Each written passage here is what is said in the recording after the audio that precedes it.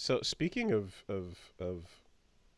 villains Mm-hmm. and bad things, Mm-hmm. Adi Shankar has been online, and he's working on the new Devil May Cry series, the anime that's going to be coming to Netflix. And some people noted in some of the conversation about, the trailer and some of the stuff we're seeing. Oh, interesting note. There's some like looking at the screenshots in the trailer. Dante's wearing three different shirts under his jacket, so it seems like there's different eras of Dante that are going to be covered there. Because you got Mm-hmm. the black shirt, you got the white shirt, you got the no shirt. So we'll see what they're going. But yeah, Adi Shankar he replied to a couple people's tweets about Vergil as a villain, saying actually, someone said Vergil is the coolest villain in the history of gaming, and he said correction, anti-hero. He's not. He's absolute villain. And He's like then 100%. the person said he's a villain when he's motivated with gaining more power. And Adi Shankar said, disagree. His pursuit of power is rooted in logic. He understands the core nature of the universe. He's not a villain. He's just smart. And No, then what the is this nonsense? and then a second tweet, because people are going, whoa, whoa, whoa, whoa, whoa, had him tweeting out, every villain is the hero of their own story. And yeah, that the idea being that everything that he's done is because of, it was to protect the people around him and such. And That's total I'm and nonsense. I'm There's just no like, one he protect around him. He has no one in his life. He attacks his own son. do you remember? Do you remember after we beat it? I remember this conversation so vividly, and I'm ready to go right back into it. And I sat down and I had a like, okay, we need to talk about Vergil moment. We need to talk about this character that I think is awesome and is very cool and a huge fucking one of my favorites. He's a piece of shit. He's awful. He is a piece of shit. Just so All right. This was a couple years ago, so you might have missed it. But in case you missed it, at the end of Devil May Cry 5, after all the actions were said and done, and we got that like kind of the bromance going between the bros and everything is jackpot. There's a bit in there where I'm like, yeah, it's easy for with the fan base especially to kind of like whitewash and kind of forget the crimes and horrendous shit that he's Listen, responsible Ada for. Wong is very morally gray. But like legitimately by going like, no, it was Urizen to blame. It's like, no. Before all of that, when he raised the Temen Nigru in 3, knowing that he would be unleashing the demon world on Earth, he was totally okay with that as a means of getting to Sparta's power. And so you say that, and it's like, I don't remember that being in the game, but you know what it is in? It's in the DMC3 manga that this anime is taking characters directly from, in which he's like, yeah, I'm gonna raise this tower. What about all the people who live there? Aren't they gonna get attacked by demons? And he's like, that's their fault for being pussies. yeah, if things like Tony Redgrave and Morrison and all that stuff is all part of the canon as well, it's like he straight up raised the tower, knowing the threats and kind of being like, yeah, my goal is not to cause this suffering, but I don't care because what I'm after is in there and that's more important to me. Maybe if they didn't want to get eaten by demons, they should be stronger, because that's what I'm doing. I don't want to get eaten by demons, so I'm going to get stronger. And Dante is like, those are the demons that killed our mom, idiot. He's like, yeah, I'm getting stronger so they don't kill me. What is hard to understand here? So then later, right, when it's like after all these losses, after eventually after fucking eating shit, he's like, I've got to cut out the human from the demon, and you get your Urizen. It's like, even if the Urizen that gets created is the one to blame, that's still him pushing that domino over to create that effect. Okay. Is Vergil responsible for the actions of Urizen?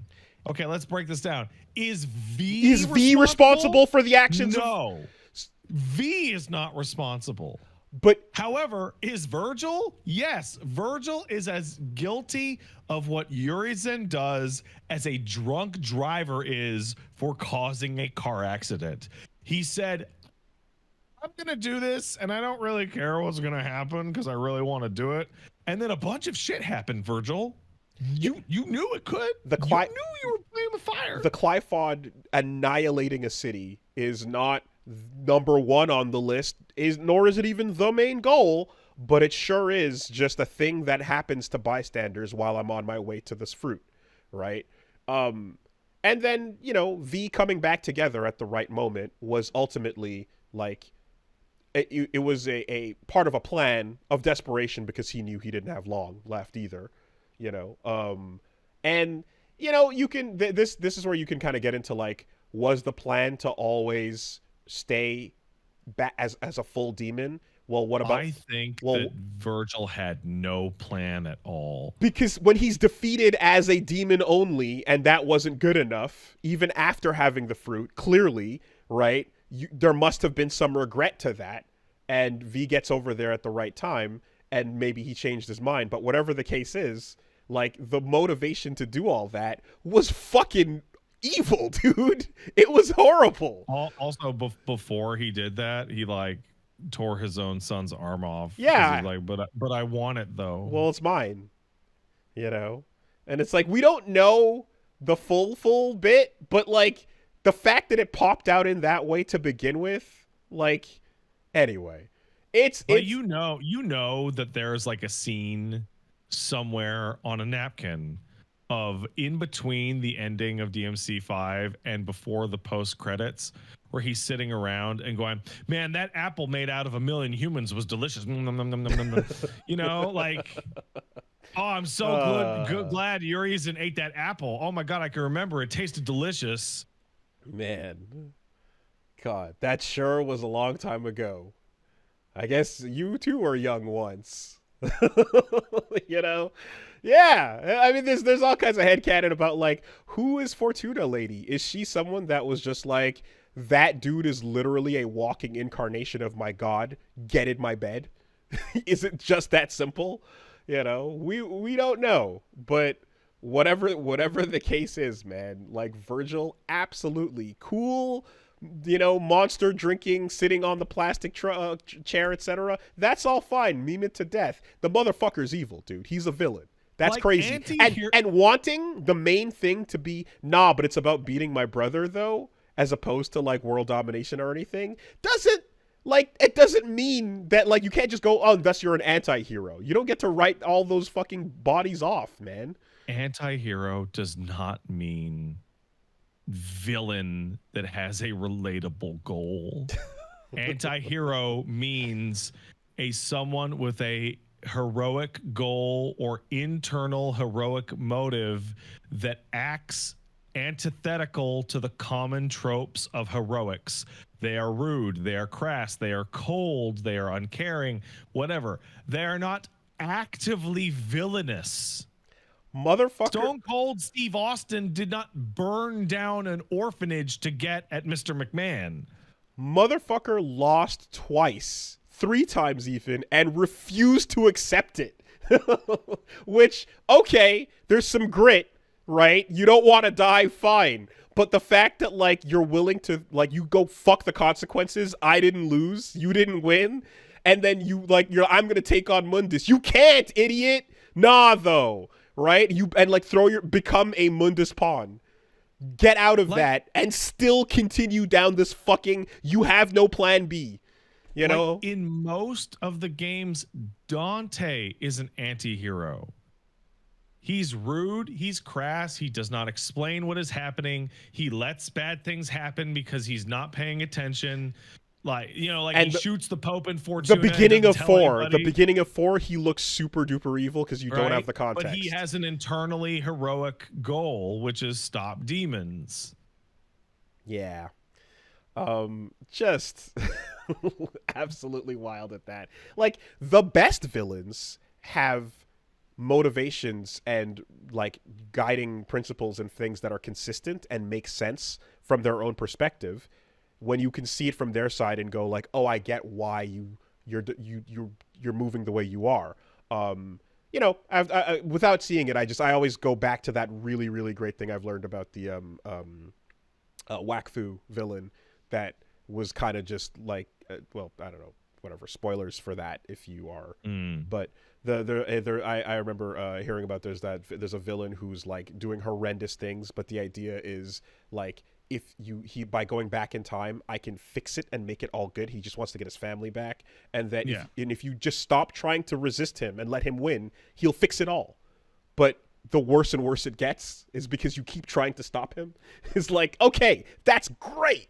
That's a really, really good example of like, oh yeah, in his head, as long as he wins in the end, it's all gonna be okay. You know, incredible. But it doesn't mean you can write off the things that are happening on the way to that journey. You know, so it's wild to kind of look at it this way, and I guess we'll have to take it when we see the anime. Like, is Vergil gonna get kind of like hand waved for being a chill guy? You know, is it like, yeah, but in the end he just wants to fight with his bro, so it's cool. You know, like he has that ending of like, and then they fought forever and stopped all the demons in hell hanging out. You're right, and you're like, yeah, but he opened it, so you know, like he created the problem, and now he's like, well, I guess we got to get down there and solve it.